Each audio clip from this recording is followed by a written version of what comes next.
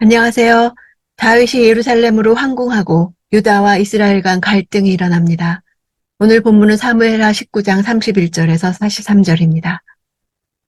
31절 길르앗 사람 바르실레도 왕이 요단강을 건너는 것을 도우려고 로글림에서 내려왔습니다. 마지막으로 나오는 사람이 바르실레입니다. 압살롬이 죽은 이후의 정국이 이스라엘과 유다의 분열과 갈등의 국면으로 진행되며 귀환한 다윗 왕의 가장 큰 과업은 분열과 갈등을 봉합하는 것임을 암시합니다. 바르실레가 다윗과 함께 예루살렘으로 가지 않는 사건은 다윗이 그 과정에 성공적이지 못할 것을 암시합니다. 길르앗 사람이란 이스라엘 지파에 속하지 않은 중립적인 인물이란 것을 나타냅니다. 이름의 형태상 아람 사람일 가능성이 높습니다. 유다 사람과 이스라엘 사람들이 강의 서편에서 왕을 맞이했다면 바르실레는 왕을 배웅하고 강의 동편에 남습니다. 32절 그때 바르실레는 80세로 나이가 무척 많았습니다. 그는 큰 부자였기에 왕이 마하나임에 있을 때 물자를 공급해 주었습니다. 공급해 주었다는 시제는 지속적인 것을 나타냅니다. 바르실레는 다윗 일행을 계속적으로 공개했음을 알 수 있습니다. 어떤 보상도 바라지 않고 오직 다윗에 대한 변함없는 충성과 사랑을 나타냅니다. 그의 이름 뜻이 철의 남자를 의미하므로 금속 광산을 운영했을 수도 있고 그의 마을 로글림이 직물공이라는 뜻이므로 직물 사업으로 돈을 벌었을 수도 있습니다. 33절 왕이 바르실레에게 말했습니다. 나와 함께 강을 건너 예루살렘에서 함께 지내자. 내가 원하는 것을 모두 주겠다. 내가 원하는 것을 모두 주겠다 문장 안에는 한글로 번역되지 않은 나를 따라 라는 말이 있습니다. 내가 받는 것과 같은 수준으로 너를 공개하겠다는 뜻입니다. 다윗은 자신이 공경에 처했을 때 바르실레로부터 받았던 은혜를 보답하되 차고 넘칠 정도로 풍성하게 보답하려 했던 것입니다.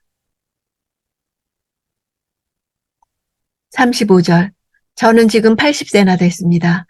제가 무엇이 옳고 그른지 판단할 수 있겠습니까? 왕의 종이 먹고 마시는 것에 맛을 알 수 있겠습니까? 제가 이제 남녀가 노래하는 소리를 알아들을 수 있겠습니까? 제가 어떻게 내 주 왕께 또 다른 짐이 되겠습니까? 바르실레는 자신이 다윗 왕의 호의를 따라 예루살렘 성에서 왕과 함께 지내는 것이 오히려 왕에게 부담이 된다고 생각할 만큼 자기 자신의 명예나 안위보다는 왕의 안위를 생각하는 충성스러운 자였습니다. 37절 왕의 종이 돌아가서 내 아버지 어머니의 무덤 곁에 묻히게 해주십시오.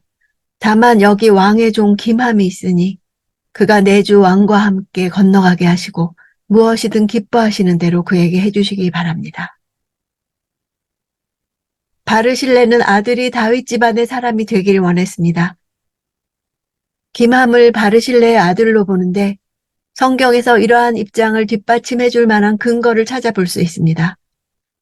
열왕기상 2장 7절에 따르면 다윗은 죽기 전에 그의 대를 이어 이스라엘을 통치할 솔로몬에게 바르실레의 아들들에게 은총을 베풀어 내가 먹는 상에서 먹게 하라고 유언합니다. 이를 통해 볼 때 바르실레는 자신의 아들 김함을 다윗에게 소개했으며 다윗은 그 아들 김함을 왕궁에 데려와 평생 평온히 지내게 했고 그가 죽은 후에도 아들 솔로몬을 통해 계속해서 그에게 은총을 베풀도록 유언했던 것입니다. 예레미야 41장 17절에 게롯 김함이란 장소가 소개됩니다. 김함의 여관이란 뜻입니다. 베들레헴에서 토지를 분배받아서 숙소를 경영하는 사람으로 소개됩니다. 베들레헴은 다윗의 고향입니다. 다윗이 자기 고향 땅 한 몫을 김함에게 챙겨준 것입니다. 결국 김함은 다윗의 집 베들레헴의 사람이 됩니다. 바르실레와 다윗은 이렇게 연결되었습니다. 38절 그러자 왕이 말했습니다. 그러면 기맘을 내리고 강을 건널 것이다. 그리고 내가 무엇이든 내가 기뻐하는 대로 그에게 해주겠다. 그리고 무엇이든지 내가 내게 요구하는 것은 너를 위해 해줄 것이다. 바르실레는 아들에게 다윗이 기뻐하는 대로 공정하게 대해달라고 부탁했으나 다윗은 바르실레가 마음에 원하고 기뻐하는 것을 해주겠다고 약속합니다. 41절. 바로 그때 온 이스라엘 사람들이 왕께 다가와 말했습니다. 유다 사람들이 우리 형제면서 어떻게 우리와 의논하지도 않고 왕을 슬쩍 모셔다가 왕과 왕의 가족과 그 신하들이 모두 요단강을 건너시도록 했습니까? 유다 지파는 다윗을 황궁시킴에 있어 나머지 이스라엘 지파에 알리지 아니하고 독자적으로 이를 추진했기 때문에 이스라엘 사람들이 이와 같은 표현을 써가며 다윗에게 항의를 했던 것입니다. 이러한 항의는 실제적으로 지파 간의 주도권 다툼에 그 근본적 원인이 있다고 볼 수 있습니다. 즉 에브라임 지파를 중심으로 한 북부 10지파는 다윗 왕의 황궁 과정에서 유다 지파로부터 배제된 것처럼 이후 다윗 왕국에서도 국정의 주도권을 빼앗길 것을 염두에 두고 항의한 것입니다. 42절. 모든 유다 사람들이 이스라엘 사람들에게 대답했습니다. 우리가 그렇게 한 것은 왕께서 우리와 가까운 친족이기 때문이다. 너희가 왜 그 일로 그렇게 화를 내느냐? 우리가 왕께 뭘 얻어먹기라도 했느냐? 우리를 위해 뭘 챙기기라도 했느냐? 대답했다는 단어는 앞서 아비새가 소리쳤듯 전쟁에서 병사들이 외치는 것이나 사막에서 맹수가 부르짖는 것을 표현할 때 쓰는 단어입니다. 이스라엘 지파의 항의에 대한 유다 지파의 대답이 무척 거칠었음을 나타내는 것입니다. 유다 사람들의 이러한 태도와 말은 온 이스라엘의 반감을 사게 됩니다. 유다 지파가 이렇게 말한 데에는 간접적으로 다윗에게도 책임이 있습니다. 다윗 자신이 유다 지파의 마음을 돌리게 하기 위해 유다 지파와 혈육임을 강조한 바 있기 때문입니다. 바로 그것이 유다와 이스라엘 사이의 분란의 원인으로 작용하게 된 것입니다.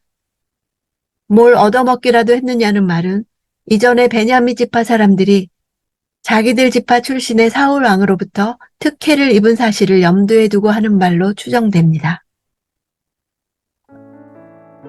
다윗의 귀환이 사실상 마무리됩니다. 귀환길에 만난 사람들은 우리가 교회 공동체에서 하나님의 나라를 만들어가는 중에 얼마든지 만날 수 있는 사람들입니다. 교회 공동체는 매우 다양한 사람들이 함께 어우러져 있는 곳입니다.